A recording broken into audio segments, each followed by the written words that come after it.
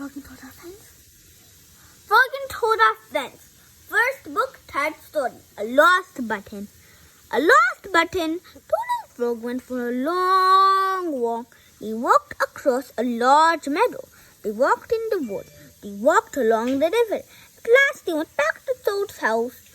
"Oh, drat," said Toad. "Not only do my feet hurt, but I have lost one of the buttons on my jacket. That is bad." "Don't worry," said Frog. "We will go back to all the places where we walked. We will soon find your button." They walked back to the large meadow. They began to look for the button in the tall grass. "Here is your button," cried Frog. "That is not my button," said Toad. "That button is black. That button is black. My button was white." Toad put the black button in his pocket.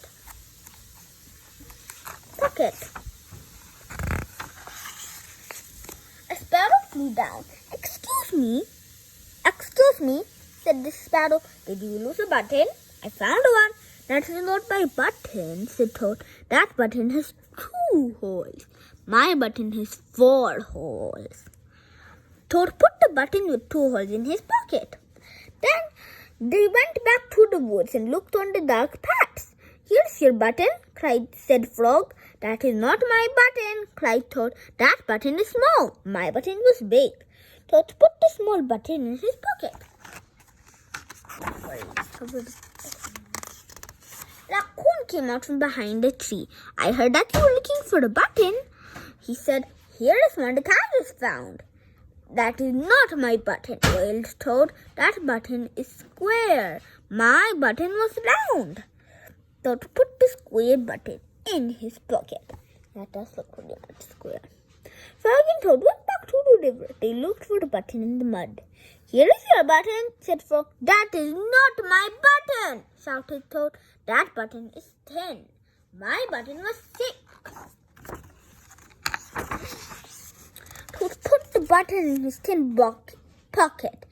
He was very angry. He jumped up and down and screamed, "The whole world is covered with buttons and not one of them is mine."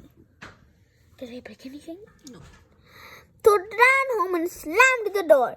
There on the floor, he saw his white 4-hole, big, round, thick button. "Oh," said Toad.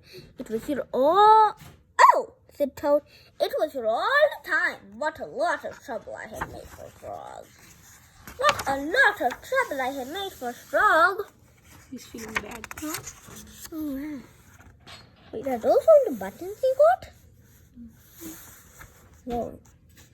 Toad took all of the buttons out of his pocket. He took his sewing box down from the shelf. Toad sewed the buttons all over his jacket. Whoa, nice Frog's button. Nice, like this squirrel. The next day, Toad gave his jacket to Frog. Frog thought that it was beautiful.